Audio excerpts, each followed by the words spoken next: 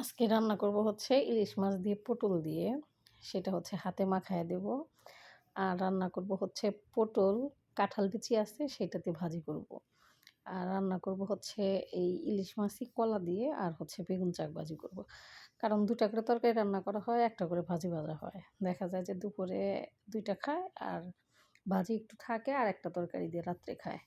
আর সকালে দেখা যায় যে যদি তরকারি থাকে তাহলে অনেক সময় ভাত করে দেই ভর্তা-টর্তা করে, আর না হলে রুটি বানায় দেই। এই তো হচ্ছে মানে প্রতিদিনের খাবারের রুটিন। তো যাই হোক, হাতে মাখায় নিচ্ছি। এখানে কাঁচামরিচ, পেঁয়াজ, হলুদের গুঁড়া, মরিচের গুঁড়া, লবণ, জিরার গুঁড়া, ধনিয়ার গুঁড়া, তারপরে হচ্ছে রান্নার সাদা তেল যেটা ইউজ করি প্রতিদিন সেটাই দিয়ে দিচ্ছি। দিয়ে হাতে মাখিয়ে নিচ্ছি। এখন হচ্ছে পটলটা মাছটা দিয়ে দেব। তো আমার রান্নাগুলো কেমন লাগে অবশ্যই একটু জানাবেন। তো যাই হোক, আসসালামু আলাইকুম। সবাই কেমন আছেন? আশা করছি সবাই খুব ভালো আছেন। আলহামদুলিল্লাহ আমরাও খুব ভালো আছি। আমার নতুন একটা ব্লগে আপনাদের সকলকে স্বাগতম। তো এরকম আমার মতো করে পটল দিয়ে ইলিশ মাছ বা কলা দিয়ে ইলিশ মাছ কে, কে পছন্দ করেন অবশ্যই কমেন্টে জানাবেন।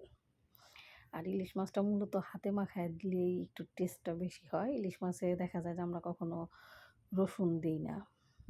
এটা তো যারা আমার ভিডিওগুলো দেখেন তারা জানেনই। আর ইলিশ মাছ সবসময় এইভাবে হাতে মাখাইয়া দিয়ে রান্না করি। আর এখানে হচ্ছে পটল, একটু কয়েকটা পটল, ৪-৫টা পটল, আর এখানে এই ৪-৫টা কাঁঠাল বেশি ছিল অনেক দিনের। তো সেইটা শুকায় রাখছিলাম, ওইটা হচ্ছে একটু ভাজি করব। তো এর জন্য পটল ভাজির মধ্যে কাঁচামরিচ পেস্টটা দিয়ে দেব পটল যখন হয়ে আসবে তারপরে। তো কাঁচামরিচ পেস্টটা দিয়ে দিয়েছি। আর এখানে দেব হচ্ছে একটু লবণ, একটু হলুদ আর একটু হচ্ছে সজের গুঁড়া, যেটা সাদাটা। তো এই তো নামিয়ে নিয়েছি। আর হচ্ছে এখানে বেগুন শাক ভাজি করতেছি। বেগুনটা আগে কেটে হলুদ, মরিচ, একটু সজের গুঁড়া দিয়ে হচ্ছে মেখে রেখেছিলাম, লবণ। অনেকক্ষণ বেগুন সব কিছু দিয়ে মেখে রাখলে সুন্দর হয়, ভাজতে নরম হয়। হালকা আঁচে যদি ভাজা যায় খুব সুন্দর হয়। তো এখানে হচ্ছে কলাটা আবার মাখায় নেব।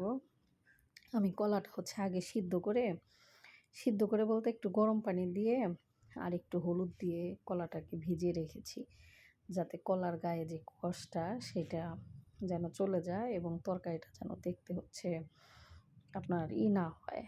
অনেক সময় দেখা যায় কলা দিয়ে তরকারি রান্না করলে কেমন যেন হয় না, তো সেইটা যেন না হয় তার জন্য হচ্ছে কলাটাকে একটু হলুদ দিয়ে গরম পানির মধ্যে রেখে দিয়েছি। তো এটা ওইভাবেই মাখাচ্ছি যেরকমভাবে হচ্ছে পটল মাখিয়ে নিচ্ছিলাম, ওইভাবেই এখানে মাখিয়ে নিচ্ছি। তো এখন কলাগুলি দিয়ে দিচ্ছি, তারপরে হচ্ছে মাছটা দিয়ে দেব। ইলিশ মাছের আসলে ঝোলটা মজা, তো এর জন্য আমি ইলিশ মাছের একটু ঝোলটা বেশি দেই, আবার ঝোলটা একটু রাখিও বেশি। কারণ ইলিশ মাছ, চিংড়ি মাছ এই তরকারিগুলোর হচ্ছে ঝোল মজা লাগে মাছের তুলনায়, বা তরকারির তুলনায় ঝোলটা খুব টেস্টি হয়। তো এর জন্য আমি একটু চেষ্টা করি ঝোলটা বেশি দেওয়ার। তো এই তো হচ্ছে আমার রান্নাবান্না, প্রতিদিনের যা রান্না তাই। তো আজকে আপনাদের বাসায় কার কী রান্না হচ্ছে অবশ্যই একটু কমেন্টে জানাবেন।